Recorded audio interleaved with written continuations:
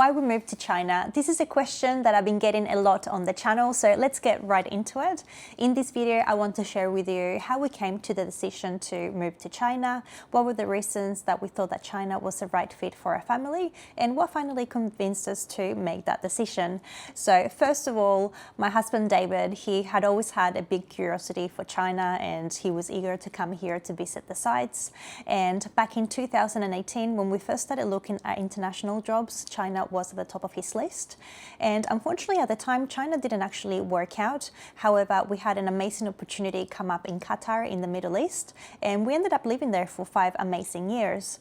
However, after 5 years, or I guess as the 5 years were coming up, we just realized that we were ready for more, we were ready for a change. So again, China was back at the top of his list. And I say his list because at the time I had my doubts, I have to be honest about that. I guess I had concerns about, the language barrier or perhaps the cultural differences, how we were all going to settle as a family. And we had also never been here before. But ultimately, I realized that we had much more to gain and very little to lose. So here we are. So first, let's talk about why did we look at applying in China in the first place? Number one, change of scenery. We were in severe need of a change. I have to say that after 5 years of living in Qatar, of being in the desert, everything just started to feel really beige. And we made the most of our time there. We went to the beaches, we camped in the desert. We honestly had a fantastic time. And we also made the most of, traveling abroad when the opportunity arose. But after 5 years, we were just ready to move on. And when David came across this particular job in Hangzhou, I quickly got online and had a look, and I honestly thought, I could make it really work. There are so many different landscapes in China, and particularly in Hangzhou. Hangzhou is a beautiful city. You have mountains, you got tea fields, lots of green, streams, you got the West Lake. It's a gorgeous place. And on top of that, they also experience 4 proper seasons, which we hadn't experienced in a long time. So that definitely ticked another box for us. Which brings me to number 2, curiosity and adventure. And I'm not gonna lie, that's actually a pretty big one. After 5 years in the Middle East, we were just ready to tackle a new adventure as a family and everything that it entails. It's a pretty big deal moving your whole family again, from finding a new job, packing up your house, resettling your kids into a new school, essentially just starting over in a new place. However, whilst living in Qatar, we went through 2 life-altering experiences there. And in fact, if you scroll back enough in our content, you'll see that David shared one of them publicly. And whilst financially staying in Qatar was the better choice, going through those experiences just made us realize that we were ready for change and that we just wanted more. And I guess you could also say that we were feeling brave. Everything in China just seemed so different to what we used to, and we were just eager to experience more. From, the culture, the sights, the food, the language, absolutely everything. So we thought that even if we didn't save any money whilst living in China, we thought that the experience will be absolutely worth it. And number 3, the next reason why we started looking for jobs in China is because of money. So David, he's a school teacher, and we knew from our research that the salaries in China were comparable to those in the Middle East. And although we did look at places like Malaysia and Thailand as well, we just knew that the salaries were way better in China. However, I do want to clarify that we did not move here for the money. We in fact did give up many perks that we had in Qatar, but we thought that the experience here will be worth it.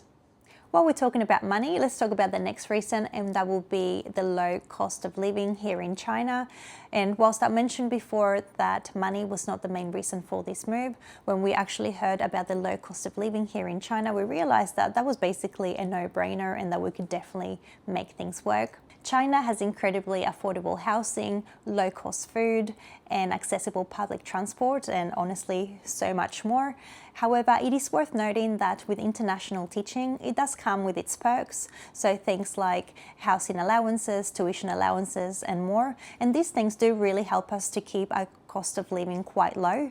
And I have to say that private schooling in an international school for 3 children would basically be unattainable for us. Next is schooling for our kids, and this is definitely a big one. So we were no longer happy with what the kids were getting at their previous school, and we decided that wherever we went next, it would have a more wholesome curriculum on offer for the kids. And basically at their previous school, they weren't getting many opportunities for music or sporting. They were either very expensive, inconvenient, or completely non-existent.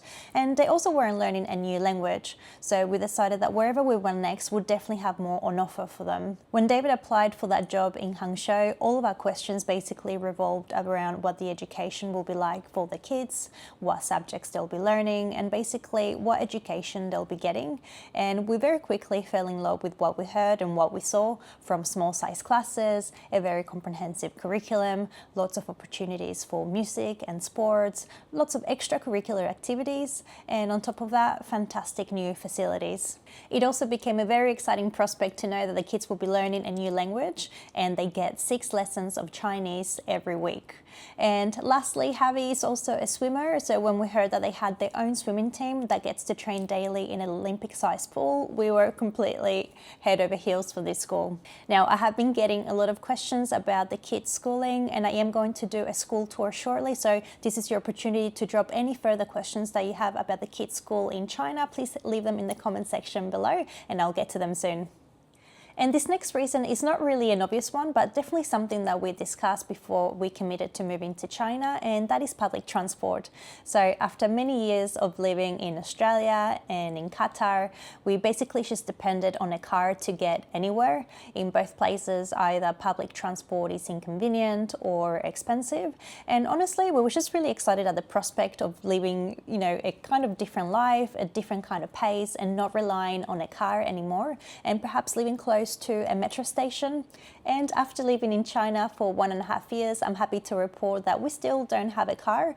We are happy to use the public transport here. We either use Didi, for example, to get to school on a daily basis. We use the metro quite a lot. It is really just convenient, and we also don't require a vehicle. So for example, to do any kind of shopping, you can get everything delivered to your door. So I'm happy to report that we won't be getting a car anytime soon. And as I'm sure you know, having a car really does add to your cost of living, and we definitely don't miss any of the expenses that come with owning a vehicle or two. And I also wanted to point out that if we did have a car, we would also have to pay an additional 500 yuan to have the car park space included with our rental. So we're currently very happy not to have to pay for that. And number 7, last but definitely not least, is safety. So whilst we live in Qatar, we felt so extremely safe. The kids had freedom to go outdoors with their friends and play for hours on their own, and you wouldn't have concerns about their safety. Also, I, as a woman, felt very safe. I could go, walking outdoors or go out with my friends. And again, I just felt very safe in general. Also, our home and our cars were usually left unlocked because, again, you didn't have any concern for your belongings. So it was very obvious that if we were going to be living that safety, that we needed to find somewhere that also offered the same, and that's where China definitely ticked a box. People in China are more safe from violence and crime than in places like Australia, Europe, and the USA. So, we can see that on a daily basis. We see kids walking home from school on their own, catching public transport. It's a place that really looks after its kids. And again, myself as a woman, I just feel so safe all the time. I can go out walking in rural areas and just not have any concerns for my safety, walk nearby a metro station at night, or, walk home on my own. And I just don't experience any fear in that regard. Obviously, you still have to have your bearings around you. You don't go making any silly decisions, but I don't know. Around the corner, walking through a dark alley, it's not a big deal. And if you come to China, you will also experience this as well. So anyways, I hope that this answers a lot of your questions. If you have any others, please drop them for me below. But thank you so much for joining me, and I'll see you on the next one.